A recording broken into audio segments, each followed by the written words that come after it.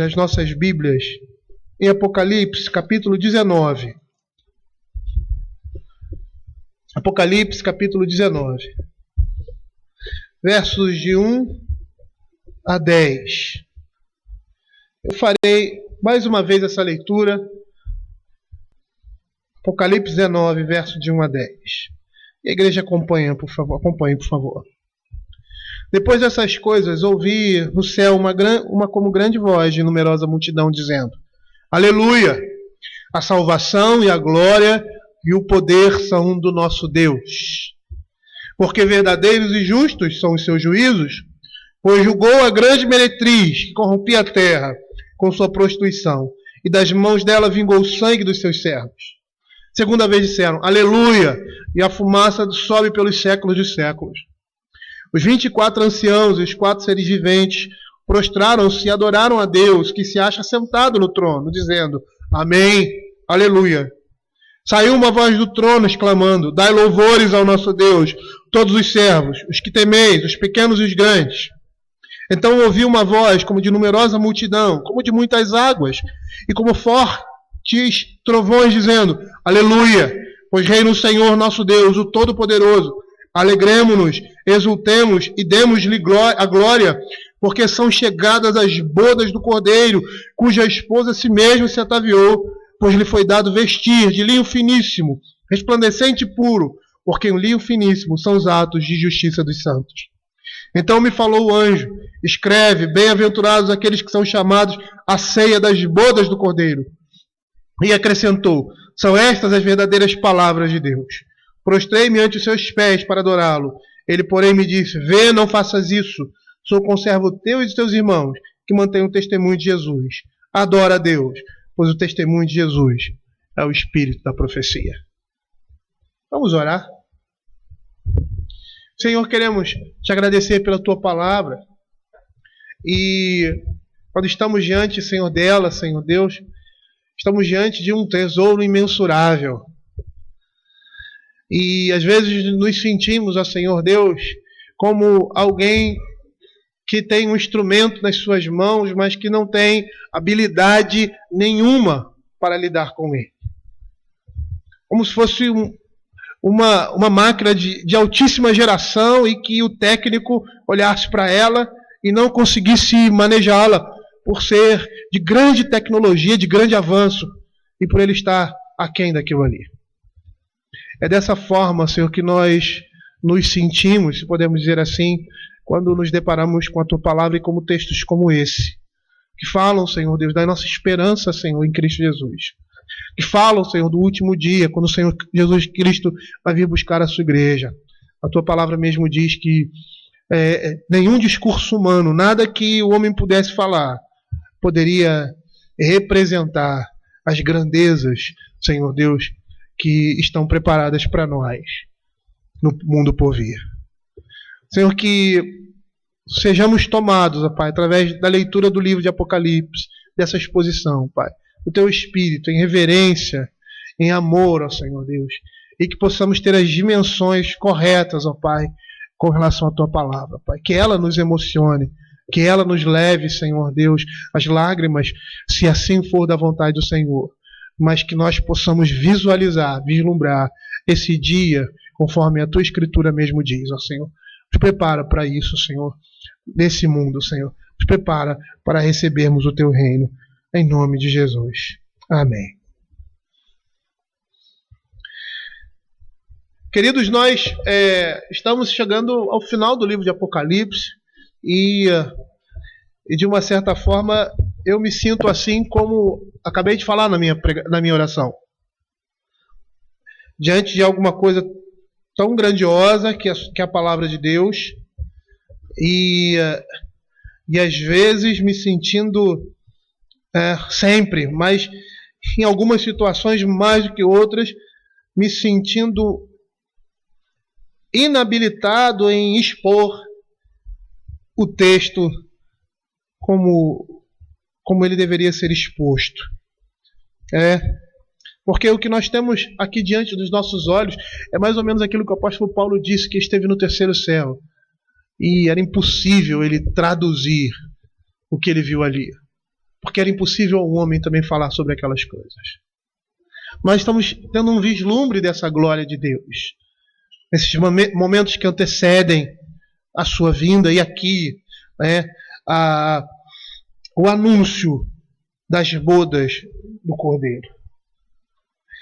Os capítulos anteriores, como nós vimos, capítulo 17 e o capítulo 18, eles descrevem a grande prostituta e a queda de Babilônia, respectivamente. Aqui, no capítulo 19, nós temos a celebração dessa queda. Os hinos de ação de graça nos céus, por Deus ter julgado a grande meretriz. E o texto o capítulo 19, na realidade, ele é uma resposta ao capítulo 18, 20, quando há uma ordem: exultai sobre ela, ó céus, e vós santos, apóstolos e profetas, porque Deus contra ela julgou a vossa causa.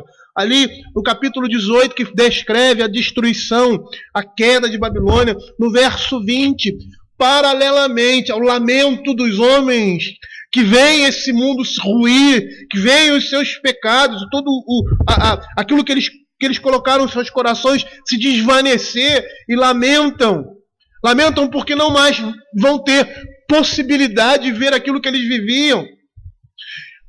Eles lamentam não porque pela destruição, eles lamentam porque não vão poder dar continuidade ao seu pecado e porque o juízo de Deus está sobre eles também. E paralelamente a esse lamento, a exultação dos santos. E aqui no verso 19, nós estamos vendo essa exultação, que no capítulo 18, verso 20, é ordenado aos crentes: exultai sobre ela, ó céus, e vós santos, porque Deus contra ela julgou a vossa causa. Babilônia é inimiga do povo de Deus. O mundo é inimigo do povo de Deus.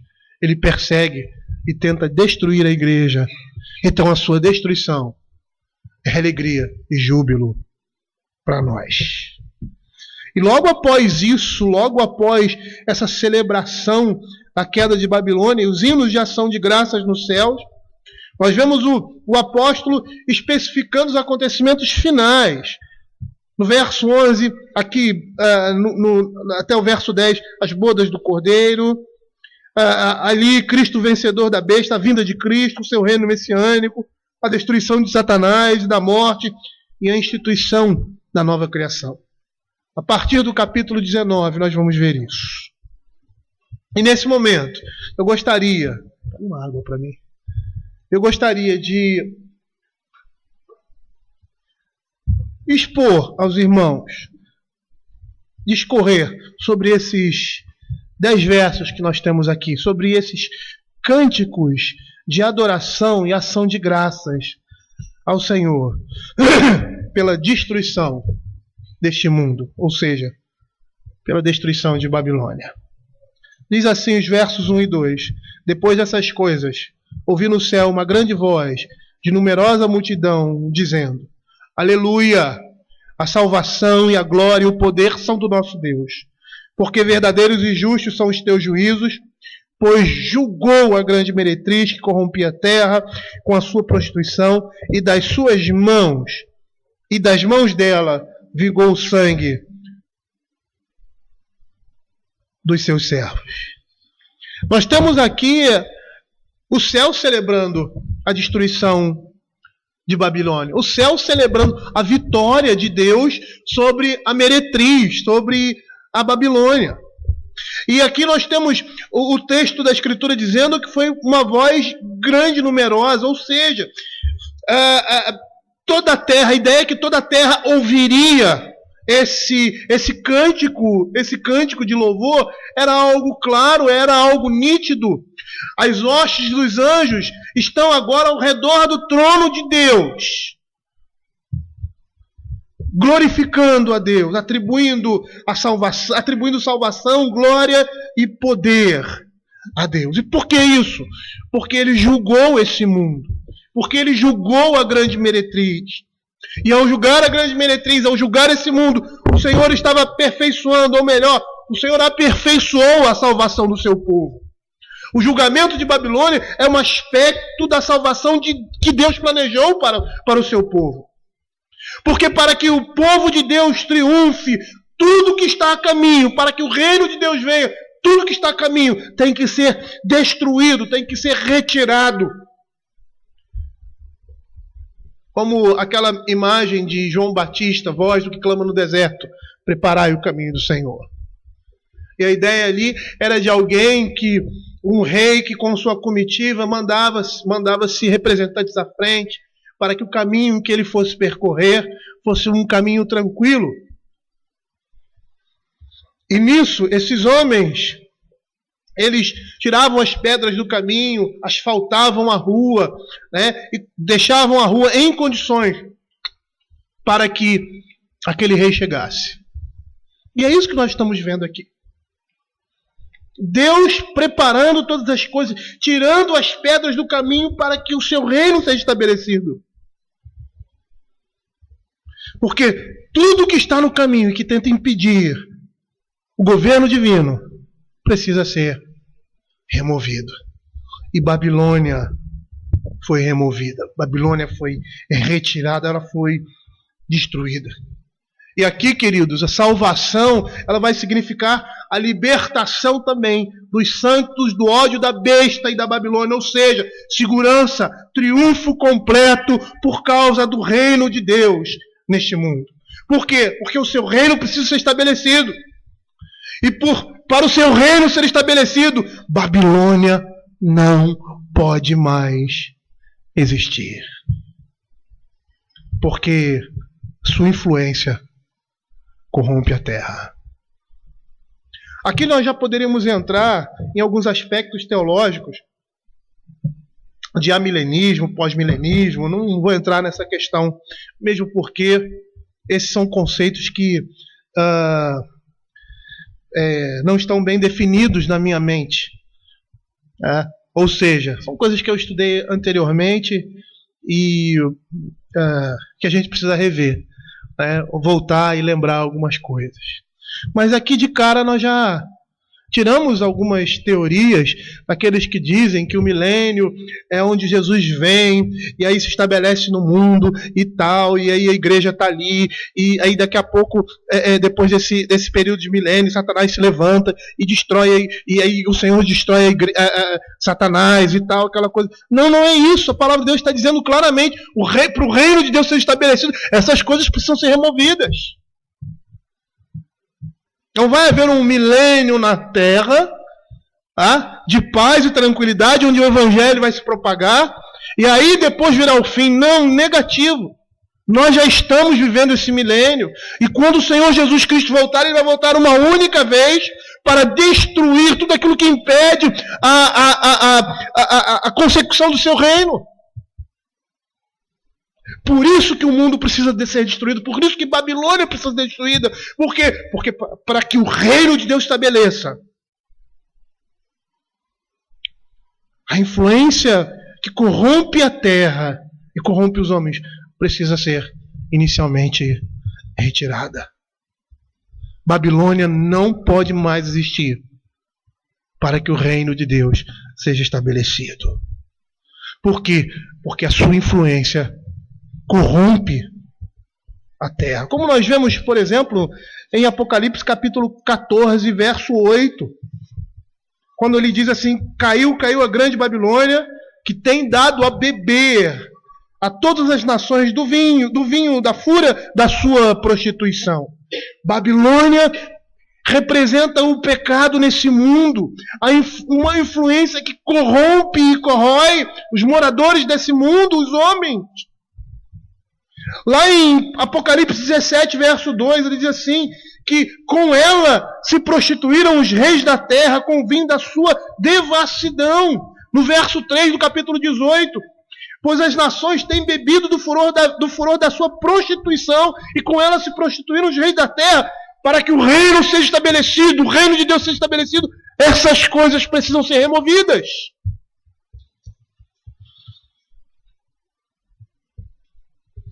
Porque a sua destruição abre caminho para que o reino de Deus se estabeleça. E não só isso, queridos. A sua queda, a destruição desse mundo, na imagem ali de Babilônia, é resposta às orações dos santos que estão clamando dia e noite por justiça no trono de Deus. Como nós vemos lá em Apocalipse capítulo 6, verso 10. Clamaram em grande voz dizendo: até quando, ó soberano Senhor, não julgas nem vingas o nosso sangue dos que habitam sobre a terra? E dessa forma, queridos, com a destruição desse mundo, com a destruição de Babilônia, a glória dos atributos de Deus se torna manifesta e o seu poder é revelado.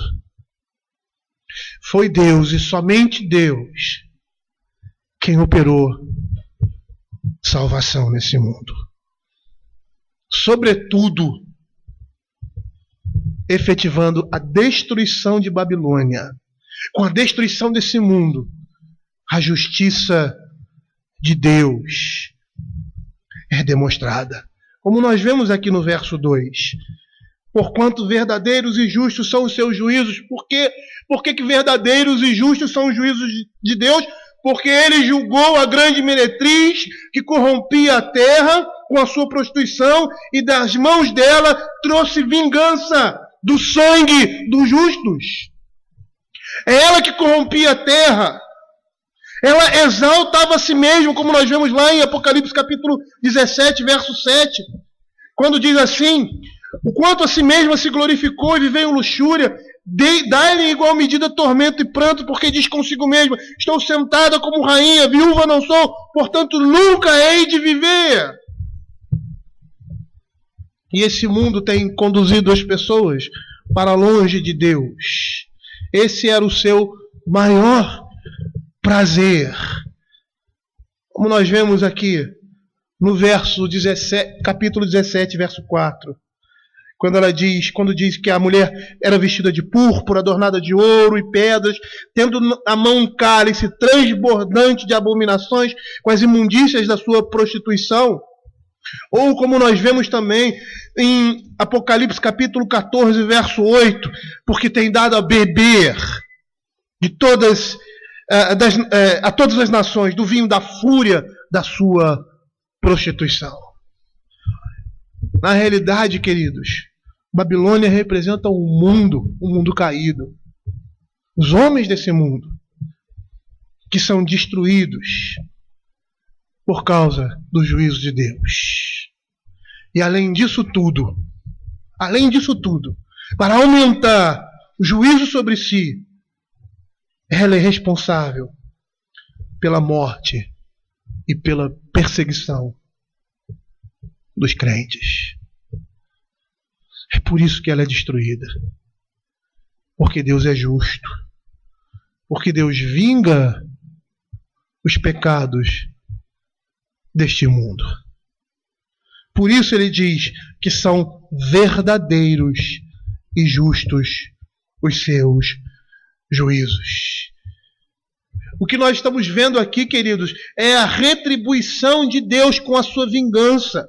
Lá em Apocalipse capítulo 8, verso 5, nós estamos vendo o texto que fala das orações dos santos.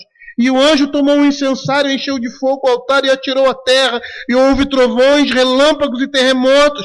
Os santos diante do Senhor, clamando por justiça, representado aqui por esse incensário. E o regozijo dos anjos, imensamente, pela salvação de Deus, com relação ao seu povo.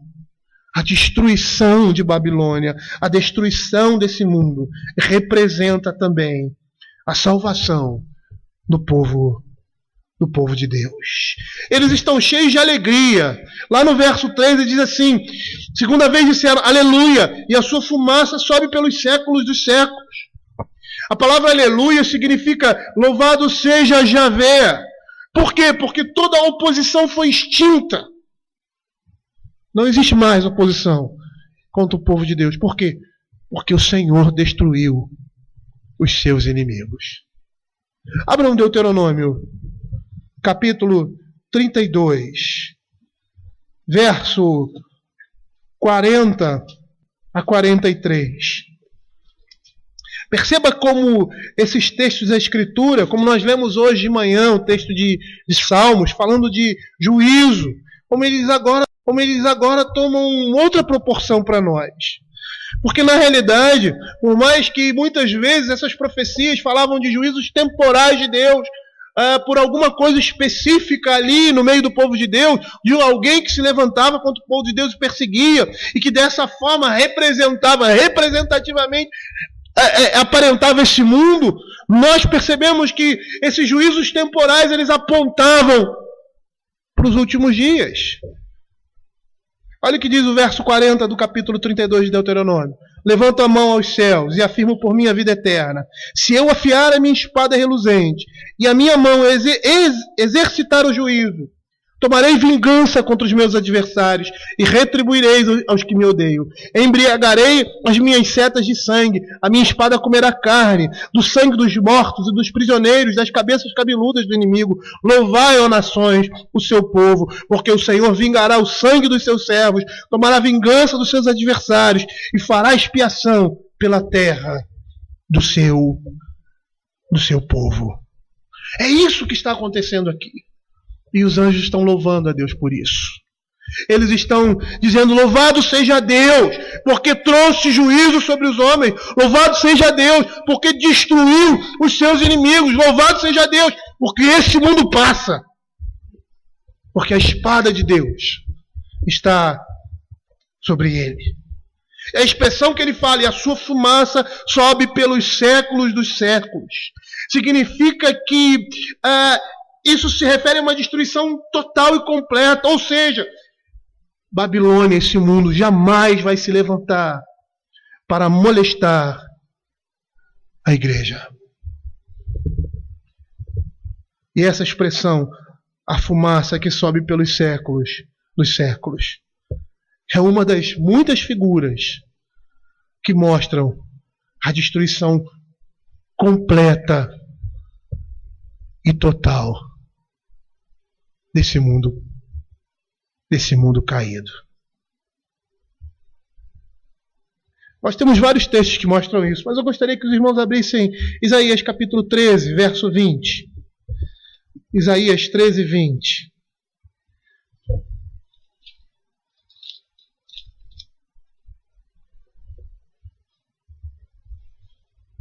Olha o que diz a palavra de Deus. Profecia contra a Babilônia. Nunca mais será habitada, nem reedificada de geração em geração. Nem o árabe armará ali a sua tenda, nem tampouco os pastores ali farão deitar os seus rebanhos. Lá em Mateus capítulo 25, verso 46, ele diz assim, irão estes para o tormento eterno, mas os justos para a vida eterna. A destruição de Babilônia, ela é certa. E ela é derradeira. Ela é total. Ela é completa. Nos versos 4 e 5 nós continuamos vendo essas manifestações angelicais de louvor e de adoração a Deus pela destruição do pecado, pela destruição de Babilônia, pela salvação de Deus, que se manifesta também em relação ao seu povo, através da destruição desse mundo. Ele diz assim, e os 24 anciãos e os 4 seres viventes prostraram-se e adoraram a Deus, que se acha sentado no trono, dizendo, amém, aleluia. E saiu uma voz do trono, clamando, dai louvores ao nosso Deus, todos os seus servos, o que temeis dos pequenos e os grandes. Aqui, mais uma vez, nós estamos vendo que a Escritura está nos chamando a louvar a Deus pela destruição desse mundo, a louvar a Deus pela vingança de Deus sobre os homens que amaram mais os seus pecados, que amaram mais as trevas do que a luz. São esses que impedem os crentes, que são oposição para nós, nesse mundo, para vivermos uma vida de santidade. Quando o Senhor retira e destrói completamente esse mundo e essas pessoas, Ele está dando libertação a nós. Porque eles lutam constantemente contra nós, até mesmo sem saber, contra a nossa santidade. É isso que esse mundo faz. Você já viu isso na sua vida? Ou próximo? Conselhos maldados, às vezes no trabalho, às vezes até mesmo dentro da igreja. Não, por que você está falando? Porque igreja domingo. Os ímpios impedem a santificação dos justos. Vocês sabiam disso? Até numa coisa simples, às vezes você quer vir para a igreja e você não consegue, por quê? Porque no dia do Senhor tem um monte de carro na rua. Porque os ímpios estão se esbaldando nesse dia e vivendo a sua vida da maneira como eles querem, se divertindo, indo à praia, fazendo um monte de coisa. E nós temos a dificuldade, muitas vezes, por causa do trânsito, de outras coisas mais. Isso é uma coisinha boba. Mas até nisso eles impedem. Eles lutam contra a santidade de Deus na nossa vida. Os maus exemplos que nós temos dos nossos líderes, o incentivo à pecaminosidade, à prostituição, à lascívia. Isso vem da onde? Vem desse mundo. E quando o Senhor acaba com isso, quando Ele retira isso desse mundo, nós estamos sendo poupados. É por isso que essa salvação, isso representa a salvação de Deus na nossa vida. Por isso eles glorificam, porque eles percebem que o Senhor está reinando soberano, porque os seus atos de justiça agora se fazem manifestos. Lembrem de Malaquias, quando ele diz que vai haver um dia que vocês vão perceber claramente a diferença do justo e do ímpio. E por mais que nós possamos perceber isso no nosso dia a dia, naquele dia, no dia do Senhor, essa diferença vai ficar muito evidente, muito clara. Por isso que ele conclama aqui, dai louvores ao nosso Deus, todos os seus servos. Por isso que ele conclama aqui a todos aqueles que servem e amam o Senhor, a dar louvores a Ele, porque Ele destruiu Babilônia, porque Ele destruiu esse mundo. E louvor, queridos, significa enaltecimento de méritos, demonstração de gratidão, honra. Percebam aqui mais uma vez como é totalmente oposto o sentimento daqueles que amam a Deus e daqueles que não amam a Deus. Esses que amam a Deus estão louvando e engrandecendo o nome do Senhor, agradecendo a Deus pela destruição de Babilônia, pela destruição desse mundo. Enquanto os homens maus, os ímpios, estão lamentando e chorando por essa destruição. Quantas vezes você não teve vontade de rasgar o seu corpo, como se estivesse rasgando uma roupa? Vontade de sair desse tabernáculo e adentrar no tabernáculo eterno por causa dos seus pecados. Quantas vezes você não já teve esse sentimento? Por quê? Porque nós entendemos que esse mundo é mau. Porque nós entendemos que o pecado e que tudo que esse mundo oferece para nós, ao invés de nos trazer alegria, ao invés de nos dar prazer, ele nos dá tristeza. E muitas vezes nós olhamos para dentro de nós mesmos e não gostamos daquilo que estamos vendo. Por isso aguardamos ser revestidos por um outro tabernáculo. Enquanto o mundo lamenta e chora por não mais poderem viver em pecado, os sentimentos do povo de Deus são distintos. Eles estão louvando a Deus, dando glória ao Senhor pela destruição da grande prostituta, da grande meretriz, aquela que atraía todos os homens da terra e os conclamava a beberem da sua prostituição e do seu pecado. A partir do verso 6, agora nós vamos ver uma mudança de matemática. Do verso 1 até o verso 6, nós vemos a Escritura conclamando e falando que o céu, e conclamando os santos a adorarem a Deus pelo seu juízo, pela destruição, pelo julgamento desse mundo, da grande meretriz que corrompia a terra. E eles estavam louvando por isso. Isso faz parte da salvação de Deus para com o seu povo, porque o pecado precisa ser retirado para que o reino de Deus se estabeleça.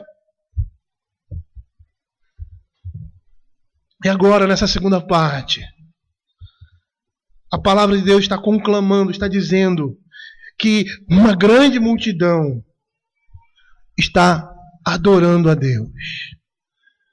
Mas agora não mais pela destruição de Babilônia, agora pelas bodas do Cordeiro. Para aquele dia que o Senhor vai nos receber, como um noivo recebe a sua noiva. Olha o que o texto está dizendo. Então ouvi uma voz como de numerosa multidão, como de muitas águas, e como de fortes trovões, dizendo: Aleluia, pois reina o Senhor nosso Deus Todo-Poderoso. E aí ele chama esses a se alegrarem no Senhor. Alegremos-nos, exultemos e demos-lhe glória. Por quê? Porque são chegadas as bodas do Cordeiro, cuja esposa a si mesmo se ataviou, pois foi-lhe dado vestir-se de linho finíssimo, resplandecente e puro, porque o linho finíssimo são os atos de justiça dos santos. E aí ele diz: escreve, bem-aventurados aqueles que são chamados à ceia das bodas do Cordeiro, porque essas palavras são verdadeiras. São as verdadeiras palavras de Deus. E o espetáculo que João vê é tamanho. Aquele anjo ali que está, ele tinha, vamos dizer assim, uma glória diferente daqueles outros anjos. Parece ser uma glória maior. E ele fica extasiado com tudo aquilo, ao ponto de se prostrar diante dele, porque provavelmente ele deveria estar perdido com toda aquela visão. Ouvindo aquela voz, provavelmente pensou que era a mesma voz que ele ouve ali no início do Apocalipse, que era a voz de muitas águas, que era o próprio Cristo, e aí ele se prostra. Porque esse era um momento fora do comum, em que João estava participando ali. Ele estava vendo a manifestação de louvor, agora, dada pelas bodas do Cordeiro. E a primeira palavra desse cântico é, mais uma vez, aleluia, ou seja, louvado seja o Senhor, louvado seja Javé, porque o nosso Deus Todo-Poderoso reina. O juízo de Babilônia, o julgamento desse mundo, é o primeiro grande ato do estabelecimento derradeiro do reino de Deus. Porque logo após isso, quando o Senhor colocar todos os inimigos debaixo dos seus pés, Ele vai voltar e estabelecer o seu reino sobre este mundo. E nesses eventos aqui, em Babilônia, a destruição de Babilônia, a destruição desse mundo, nós temos a declaração que a vitória final sobre os inimigos de Deus tem seu início. Tem seu início. Mas agora, a partir dos versos 6, os anjos, as hostes celestiais, os pequenos e grandes, estão regozijando-se e alegrando-se, porque essa é a exortação aqui, a dar glória a Deus, A glória a Deus que é, na realidade, dirigida ao seu povo. Por quê? Por causa das bodas do Cordeiro. Alegremo-nos, porque são chegadas as bodas do Cordeiro. É nesse momento que a igreja exulta, é nesse momento que os céus proclamam a glória de Deus, exultam, porque esse é o momento final e derradeiro de toda essa história. É o final e o início da nossa eternidade com Cristo. Para nós entendermos o significado dessa passagem, nós precisamos entender como era o costume dos hebreus quanto ao casamento. O quadro que nós temos à frente é do noivado hebreu, das núpcias, ou das festas, ou das circunstâncias do casamento ali entre o povo de Deus, entre o povo hebreu. Porque depois de um certo período, de um dado período de noivado, nós vamos perceber que vai seguir-se a cerimônia nupcial. Primeiro, o que acontece? Nós vamos perceber que o rito do noivado, ele vai unir o noivo e a noiva numa relação que envolve uma promessa recíproca. E essa promessa, recíproca, é selada pela presença de testemunhas. O apóstolo Paulo, lá em 2 Coríntios, capítulo 11, verso 2, ele escreve dizendo que prometia a igreja de Cristo como virgem pura ao seu esposo, que é Cristo. Já nessa perspectiva do noivado e do noivado hebreu ali, da sua cultura. Quando ele diz assim, porque zelo por vós com zelo de Deus, visto que vos tenho preparado para vos apresentar como virgem pura a um só esposo, que é Cristo. O judeu ele tinha um comportamento diferente do nosso com relação ao noivado. O noivado já era considerado um certo casamento. As pessoas já estavam unidas pelo laço do matrimônio, mas ainda não podiam se juntar. Elas eram comprometidas uma com a outra. No noivado havia uma relação de promessa recíproca. E essa relação era selada. Por isso que para se separar, ali na cultura judaica, no noivado, teria que haver um divórcio. Nesse noivado, entre o noivado e as bodas, ou seja, a consumação do casamento, ali a festa e consequentemente a consumação, havia um período de espera. Enquanto isso, os noivos viviam separados. E era nesse período que o dote era tratado. Se nós abrirmos lá Deuteronômio capítulo 22, 23 e 24, nós vamos ver que uma mulher, ela era noiva de um homem, mas ainda não tinha coabitado com ele. Havia um período entre esse noivado. Ela estava casada com ele, legalmente, mas não de fato. Havia um compromisso legal ali no noivado. Isso na cultura judaica. E esse casamento ele se concretizava ali nas núpcias, na festa de casamento. Mas nesse período havia um compromisso entre eles. Olha o que diz o verso 22, capítulo 22, 23 e 24. Ele mostra essa realidade. Se houver moça virgem, desposada, e um homem achar na cidade se deitar com ela, então trarei ambos à porta daquela cidade, e os apedrejareis até que morram. A moça porque não gritou na cidade, e o homem porque humilhou a mulher de seu próximo. Assim eliminarás o mal no meio de ti. Percebam que aqui ela já está desposada, mas ainda e ainda não. É o já e ainda não. Ela é um compromisso matrimonial, mas eles ainda não se uniram. Não se tornaram os dois uma só carne. Era assim que funcionava o noivado e o casamento no meio do povo judeu.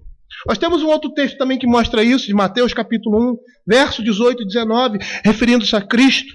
Ele diz assim, ao nascimento do Senhor Jesus e aquelas circunstâncias que cercam esse nascimento. Ora, o nascimento de Jesus Cristo foi assim, estando Maria, sua mãe, desposada com José, sem que tivesse antes coabitado, achou-se grávida pelo Espírito Santo. Mas José, seu esposo, sendo justo e não querendo infamar, resolveu deixá-la secretamente. Ela já estava desposada de José, ou seja, ela era noiva dele.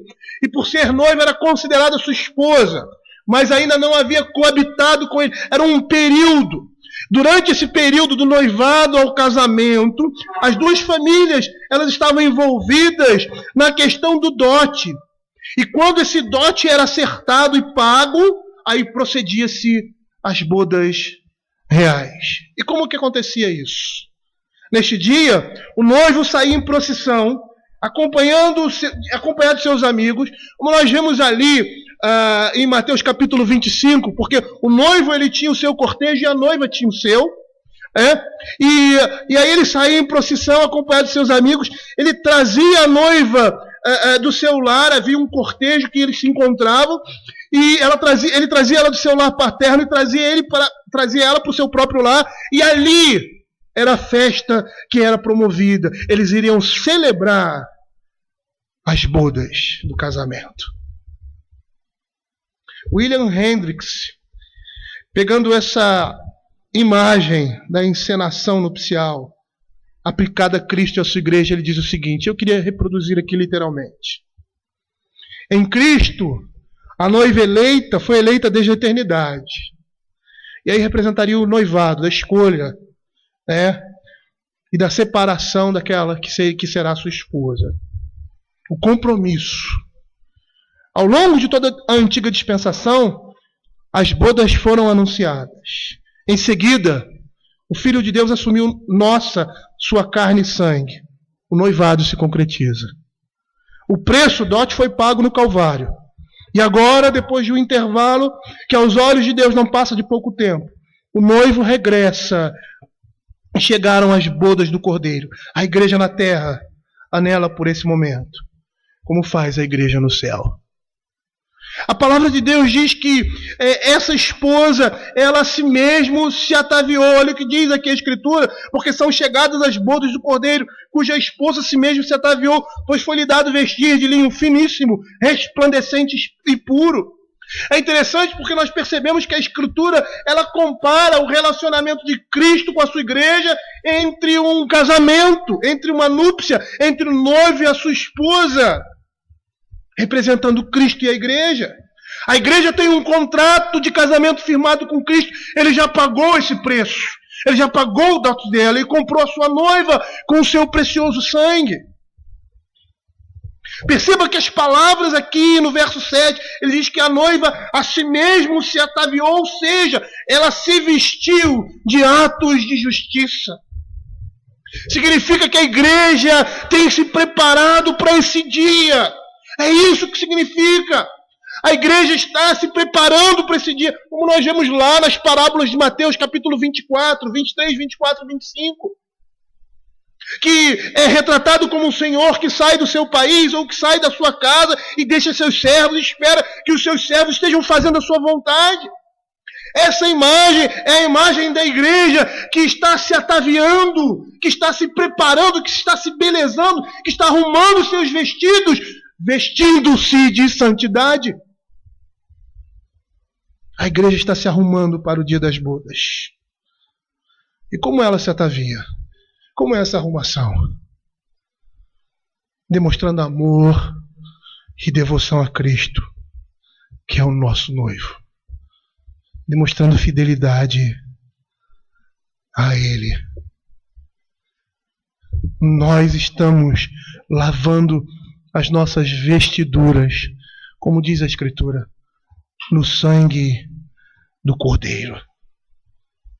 A igreja está vestindo a vestimenta de Cristo, tomando a sua armadura. É isso que nós estamos fazendo.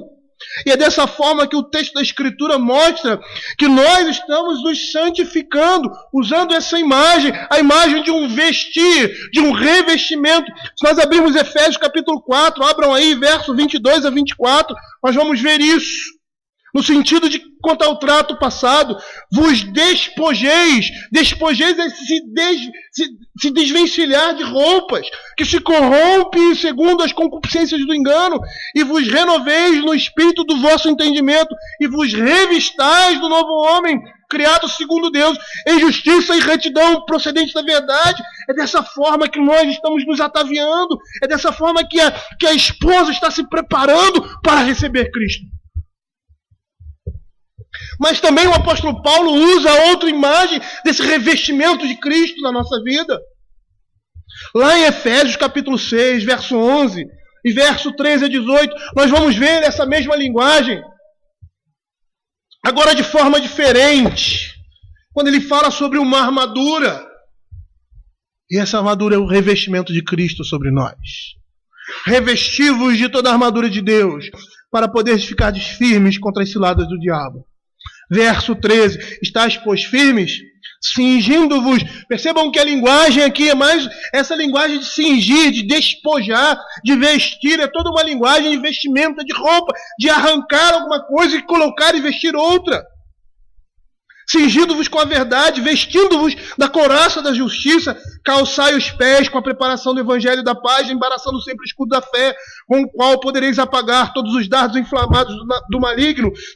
Tomai também o capacete da salvação e a espada do Espírito, que é a palavra de Deus, com toda oração e súplica, orando em todo o tempo no Espírito, e para isto vigiando com toda perseverança e súplica por todos os santos. É dessa forma, queridos, que nós como noiva estamos nos ataviando para as bodas do Cordeiro. Lá em Romanos capítulo 13, verso 14, a palavra de Deus nos chama literalmente a nos revestir de Cristo. Olha o que ele diz: mas revesti-vos do Senhor Jesus Cristo, e nada disponhais para a carne no tocante às suas concupiscências. E essa palavra seria literalmente entrar dentro de uma roupa, vestir-se. É dessa forma que a igreja está se preparando para receber a Cristo. A palavra de Deus em Hebreus diz que sem santificação ninguém verá o Senhor. Percebam que a roupa que essa mulher veste, ou melhor, que nós vestimos, a esposa de Cristo, é chamada caracterizada de linho finíssimo, resplandecente e puro. É a roupa dos santos nos céus, lavada pelo sangue do Cordeiro. E sabe o que essas coisas são? São os atos de justiça dos santos. Atos de justiça que são feitos em Cristo Jesus. A igreja está se preparando para esse momento. Nós vimos tanta coisa aqui no livro de Apocalipse. Vimos que a marca da besta não é um sinal literal, né? 666 na mão e na testa, representando o pensamento do mundo e as ações. Nós vimos tantas coisas aqui, a oposição que existe entre o povo de Deus e aquele que não é povo de Deus, a diferença que deve haver entre a igreja de Cristo e o mundo. Essas coisas representam os atos de justiça dos santos. É dessa forma que nós temos que nos vestir. Às vezes nós somos chamados de radicais, neopuritanos, né? Ou sei lá o quê, porque queremos viver uma vida de santidade. E às vezes, algumas pessoas, por exemplo, não é o meu caso, mas não, eu não quero televisão na minha vida. Não quero ver televisão, só tem porcaria, não quero ver. Na minha igreja só canta salmos. E as pessoas se levantam contra isso. Meu irmão, se você acha que você não está se controlando, você acha que isso é danoso para a sua vida, amém para você, amém por isso. Se você acha, eu não concordo com a salmodia exclusiva, mas ninguém está pecando porque canta só os salmos na igreja. Ou porque não permite que seus filhos namorem na adolescência, que eles cresçam, tenham maturidade, porque o namoro é para o casamento, não é para se divertir com a filha ou com o filho de ninguém. Mas o namoro serve para isso, para casar. Então, se você não tem condições de casar, você não tem condições de namorar. Quando nós optamos por isso, as pessoas, se você não acha isso, meu irmão, é uma responsabilidade sua diante do Senhor.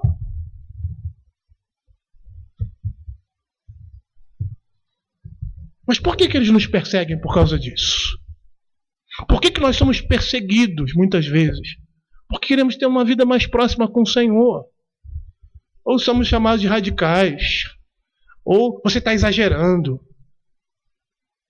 Por quê?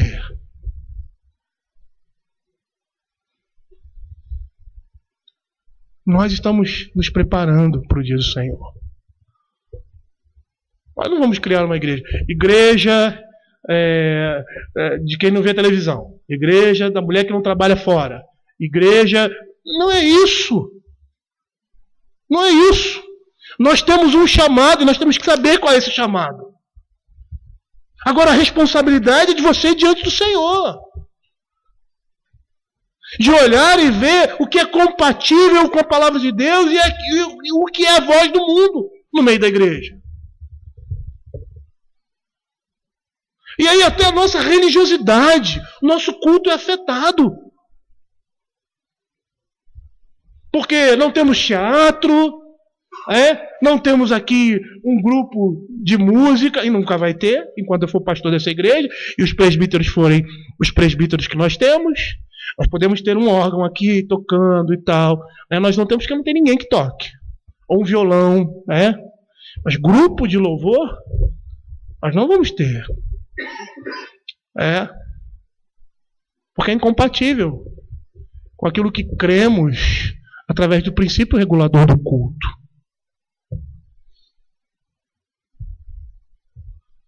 Mas por quê? Por quê que nós somos perseguidos, que nós somos achincalhados, porque queremos viver o Evangelho em simplicidade? O grande problema é quando nós queremos obrigar que as outras pessoas e forçá-las a serem desse jeito. Mesmo que a palavra de Deus esteja dizendo isso. Nós não podemos fazer isso. Porque todos nós aqui somos livres. Até mesmo diante de Deus. Não é isso? Nós vemos as pessoas no mundo pecando. Elas são livres para pecar. Mas elas vão responder. Vão responder por isso. Mas o que eu quero mostrar aqui não é nesse ou naquele detalhe, porque você pode estar fazendo alguma coisa e eu estar fazendo outra coisa completamente diferente e estarmos nos vestindo de Cristo. Você pode não ver televisão na sua casa, mas eu vejo. Mas da mesma forma eu estou me purificando e me santificando quando não estou permitindo que o mundo entre dentro da minha casa, ou que eu seja contaminado por esse instrumento, ou por qualquer outro na minha vida. Nós, como igreja de Cristo, estamos nos ataviando. Nós estamos nos vestindo de Cristo. E isso vai exigir de nós algumas atitudes que o mundo vai reprovar. Algumas não, muitas. E que o mundo vai olhar para nós e vai dizer: vocês são loucos. Como disseram a respeito do nosso Senhor e Salvador Jesus Cristo. Mas olha o que é interessante aqui. A esposa, ela se atavia, ela se prepara. Mas a Escritura diz que, verso 8, pois foi-lhe dado vestir-se de linho finíssimo, resplandecente e puro. A Escritura está dizendo que a vestimenta de linho puro que a igreja veste, e nós vimos aí o revestimento de Cristo, o abandono do pecado, se despojar do velho homem, e todas as nossas ações, como nós vemos ali em Tiago, quando ele fala sobre fé e obras, que ele diz que a fé sem as obras são mortas, e ele nos chama a viver através da nossa fé, provar a nossa fé através da nossa vida. Percebam que essa vestimenta nos é dada por Deus. A noiva só pode se preparar quando é Deus quem fornece esse vestido, quando é Deus fornecendo essas vestimentas. Por quê? Porque as nossas próprias roupas, a nossa justiça, o nosso senso de certo e de errado, tudo isso diante do Senhor é trapo de imundícia. É Cristo que nos purifica e nos apresenta a si mesmo como igreja gloriosa, sem mácula, nem ruga, nem coisa semelhante. É como nós vemos lá em Filipenses: desenvolvei a vossa salvação, é Deus quem efetua. Essa vestimenta é o Senhor que está proporcionando para nós. Você está trabalhando, você está fazendo, você está crescendo, você está se santificando, mas é Deus. Porque a palavra de Deus diz isso. Aquele que começou a boa obra em vós há de completá-la no dia de Cristo Jesus. É Ele também que nos diz, no capítulo 2 de Filipenses, verso 3 e diante, é Ele quem efetua em vós tanto querer como realizar. E sabe o que isso quer dizer, queridos? Que Ele nos garantiu e nos proporcionou neste mundo de pecado e devassidão todas as coisas que alcançamos para a vida eterna.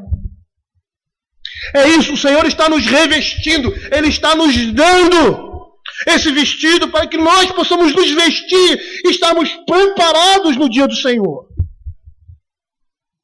Abram aí 2 Pedro, capítulo 1, versos 3 a 8. É isso que a Escritura diz. Quando ele diz assim: visto como pelo seu divino poder nos têm sido doadas todas as coisas que conduzem à vida e à piedade, pelo conhecimento completo daquele que nos chamou para a sua própria glória e virtude, pelas quais nos têm sido doadas as suas preciosas e muito grandes promessas, para que por elas vos torneis coparticipantes da natureza divina, livrando-vos da corrupção das paixões que há no mundo. É o Senhor quem está nos revestindo. É o Senhor quem está nos dando essa vestimenta pura, lavada no sangue do Cordeiro. Aí ele diz no verso 5: por isso mesmo, vós reunindo toda a vossa diligência, associai com a vossa fé a virtude, com a virtude o conhecimento, com o conhecimento domínio próprio, com o domínio próprio a perseverança, com a perseverança a piedade, com a piedade a fraternidade, com a fraternidade o amor, porque essas coisas existindo em vós aumentando, fazem que não sejais nem inativos, nem infrutuosos no pleno conhecimento do nosso Senhor Jesus Cristo. É a noiva se ataviando quando Cristo a reveste das suas vestes.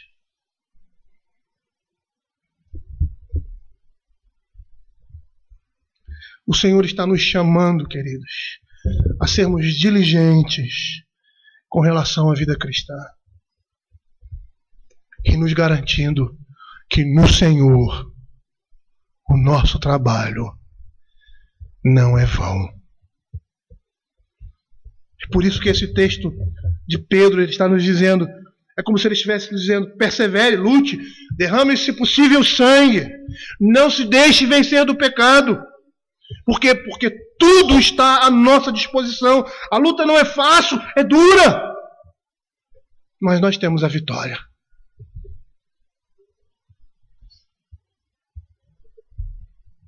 Você já reparou como são as festas de casamento?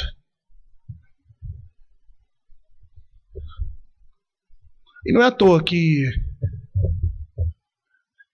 a vinda do Senhor Jesus, com a união de Cristo com a sua igreja, esse momento no final dos tempos, ele é comparado às festas de casamento. Por mais que existam algumas variações na cultura com relação a isso, nós vamos perceber que existem alguns princípios básicos em todas essas cerimônias de casamento. Isso não é à toa. Nada é coincidência nesse mundo. É porque nós cremos que existe um Deus soberano, controlador de todas as coisas. Já reparou? A noiva se prepara, ela se embeleza. Ela quer o quê? Agradar o noivo. Ela quer ser a mulher mais linda naquela noite. E é engraçado que mesmo que muitas vezes ela não seja tão bela assim aos olhos dos outros, mas parece que naquele dia há uma mágica. E ela se torna linda, até mesmo para aqueles que não a acham linda.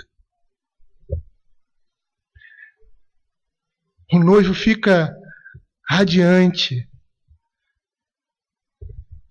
E por mais que ele sempre olhe para a sua mulher, para a sua futura esposa, e a veja linda, mesmo que não esteja naqueles vestidos, naquele dia, todos, sem exceção, reconhecem que ela está bela por causa daqueles vestidos, por causa do cabelo e de todos aqueles arranjos.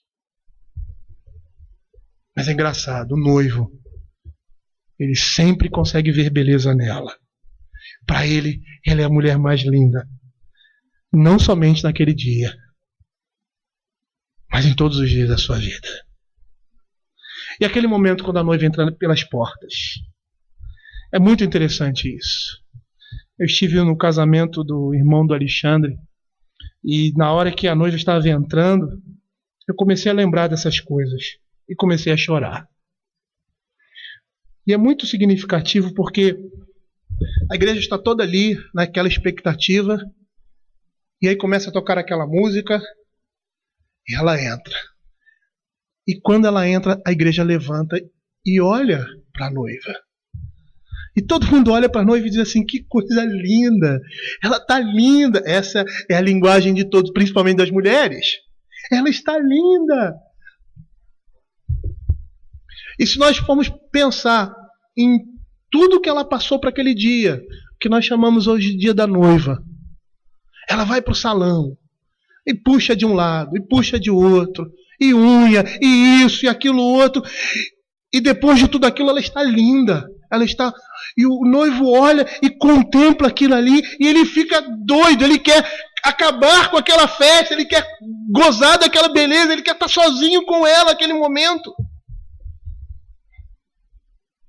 E aí ela entra dentro da igreja, e o noivo ali, com aquele sorriso, não se contendo naquela roupa, que linda, mas que ninguém percebe, porque estão olhando somente para a noiva. Querido, isso é muito significativo. Porque se nós nos colocarmos no lugar da noiva, nós vamos ver que nós não temos beleza própria. Nós vamos ver que, segundo as Escrituras, nós somos chamados de adúlteros. A igreja é chamada de adúltera. Veja, Israel foi atrás de outros amantes. E era assim que nós éramos. E até hoje, muitas vezes, nós temos um pezinho fora da nossa relação conjugal com o Senhor.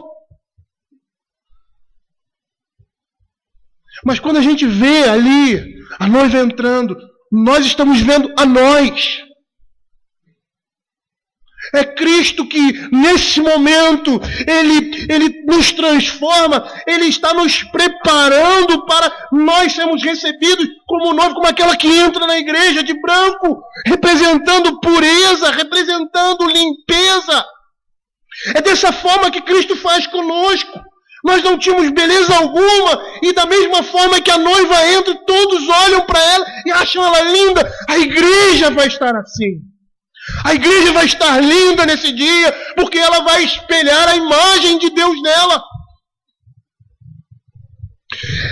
É isso que Cristo fez quando Ele morre pelos nossos pecados. Ele morre por uma prostituta, Ele morre por uma adúltera e a transforma numa mulher pura, casta, sem mácula, nem ruga, diante dEle. Nós somos essa noiva. Nós não tínhamos beleza alguma, mas passamos todo esse tempo nos embelezando, nos aprontando, nos purificando para recebermos a Cristo. E se nós percebemos que era Cristo que estava por trás disso tudo, toda a beleza que nós temos, todo o charme que nós temos, isso veio do Senhor, porque Ele nos revestiu das suas vestes, nos preparando para sermos a mais linda de todas as noivas, a mais pura, a mais alva, para recebermos do seu amor.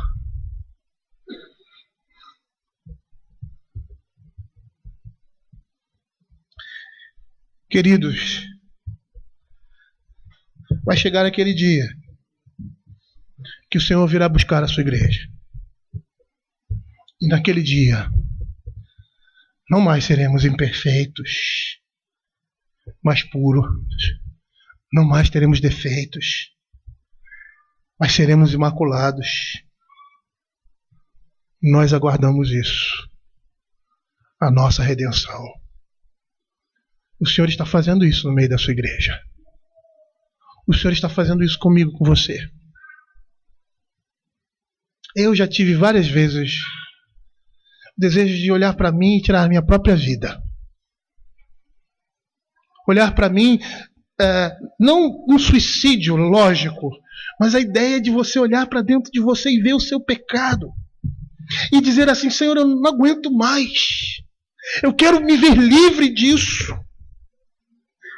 Porque para onde eu ando, essas coisas estão presentes, isso vem na minha cabeça, e Satanás, ele é ardiloso, porque sabe quais são as nossas falhas, e ele se coloca sempre diante de nós, para aquilo que nós mais amamos com o nosso coração pecaminoso, ou aquilo que mais detestamos, por causa do reino de Deus. E essa luta, muitas vezes, nos cansa, estamos cansados. E às vezes eu digo: Senhor, eu estou cansado disso. Eu aguardo esse dia. Anseio por esse dia. O dia que o Senhor vai vir buscar a sua igreja. E como o apóstolo Paulo diz, nós que estamos vivos seremos conduzidos aos céus. E naquele momento, revestidos completamente dessa vestimenta que o Senhor Jesus não só está preparando para nós, mas como está tecendo nesse mundo, agora, na minha vida e na sua vida. Aleluia! Pois reina o Senhor, nosso Deus, o Todo-Poderoso. Alegremos, exultemos e demos-lhes a glória, porque são chegadas as bodas do Cordeiro, cuja esposa a si mesmo já se ataviou, pois foi-lhe dado vestir-se de linho finíssimo, resplandecente e puro, porque o linho finíssimo são os atos de justiça dos santos. É por isso, queridos, que o apóstolo Paulo diz lá em 1 Coríntios capítulo 15, no final do capítulo, que o nosso trabalho no Senhor nunca será em vão. Eu gostaria de chamar os presbíteros aqui à frente.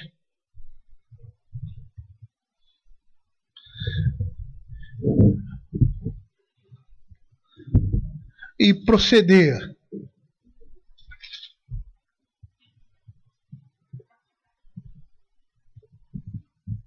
a ceia do Senhor.